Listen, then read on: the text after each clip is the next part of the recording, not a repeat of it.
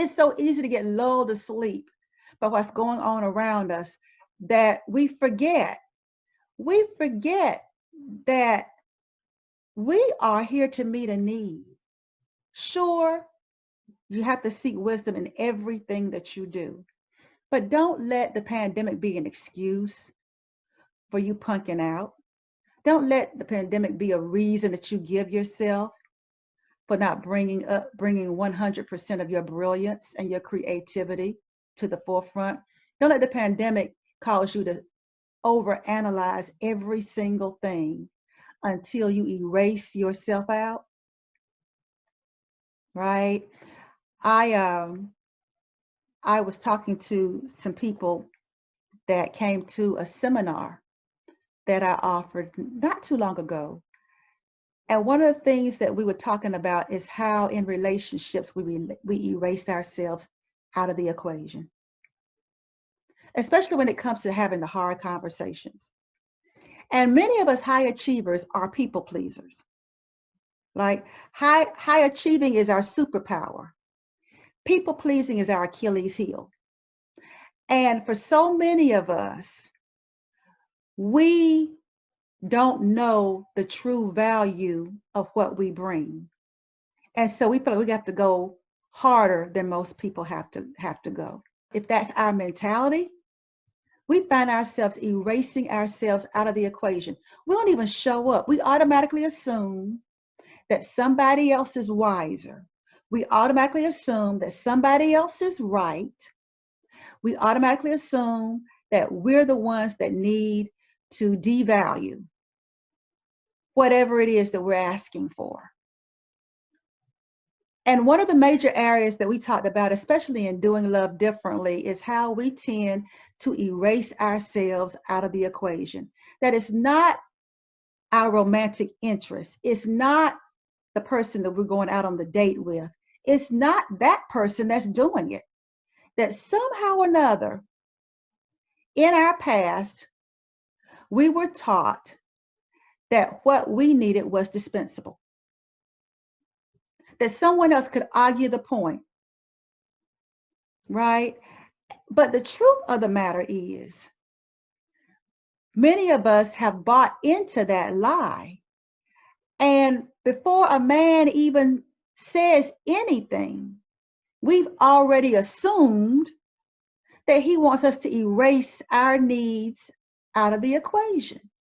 We go through all these emotional calisthenics over what he's going to think of us and how we need to do it in a way that is okay with him. That we go through all these things that we don't just ask the question. We don't just speak up. And for so many of us, we have been socialized to be passive. And we bring that passivity into our relationships, right? I'm not going to ask for a show of hands of how many of you are in a relationship, have been in one, or can reflect back to a failed relationship and you say, you know what? I assumed I never got clarity. I assumed. In our relationships, that's so true, especially in our romantic ones, but it's also true in our relationships in general, that we assume that our showing up and asking for what we need, what we want, will automatically get greeted with a pushback. We automatically assume we're going to be shamed, blamed, or made to feel guilty. And what I hope will happen is that as you take time to self-reflect and become more aware, that instead of making it about this person out here or that person out there, or thinking everybody's in the same boat, that we'll pause and get real about what the real issue is. The real issue is we don't know that we're enough. That's the real issue. And because the jury is still out and hasn't come back with the verdict yet, we assume we have to do due diligence to prove that we are enough, that we are worthy, that we are worth it. We feel like we automatically assume we have to do more. We automatically assume before anybody responds, we automatically assume. And we also talked about in the group today about silence, and that sometimes we think silence means disapproval. Or that the other person is uncomfortable with what we just shared. And we think we need to clarify, we need to explain, we need to do all of that. When the truth of the matter is the person just might be just pondering what you just said. They might just be sitting in the truth of what you just said. And it's your own insecurity about what you just said that diverts them from the very pondering, the very processing that would have made them say yes. They might would have said, you know what? Now that I think about it, you're right. So, hey, I'm a relationship solutionist, so I always see how things directly or indirectly affect our relationships, whether it's our relationship with ourselves, our relationship with others, our relationship with what we hear, and that whatever is unresolved in us will determine how we hear it.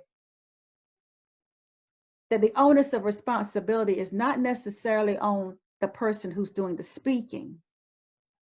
It's on us to create a space inside of us so that we can hear, right?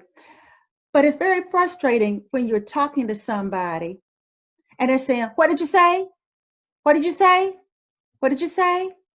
And even though in our interactions with each other, we're not doing that, it is still our responsibility to deal with what's clouding us, what's keeping us from being able to truly hear truth for what it is without using it to justify what we have not resolved about our own value and worth. The takeaway I want you to have from this is whatever you're struggling with, don't offload it. Take this moment to really tell yourself the truth. The truth is, I don't know I'm enough yet. That's the truth. We give it a lot of labels. We give it a lot of justification. But just like in my case, and I'm sure you would agree, once you decide what your value is, nobody can talk you out of it. If they have to walk away, they just have to walk away. Because there's something in you that says, I am not going to cheapen my value any longer. And you realize that the reason that you were cheapening it wasn't because of them. It was because of what was unresolved in you. But once you resolve that, you don't have to ask anybody's permission to be as valuable as you are. And if you need help in resolving the self-doubt that keeps crippling you, every time you get ready to make a move in your direction, every time you get ready to shine your light, every time you get ready to step into your rightful place of authority, that self-doubt creeps in. Then look in the description and let's talk about it. Let's talk about it. Because the only thing worse than allowing self-doubt and insecurity to continue to make you complicit in your own suffering, the only thing worse than that is to continue to let self-doubt and insecurity cause you to be complicit in your own suffering. You don't have to. Make the investment. Choose you.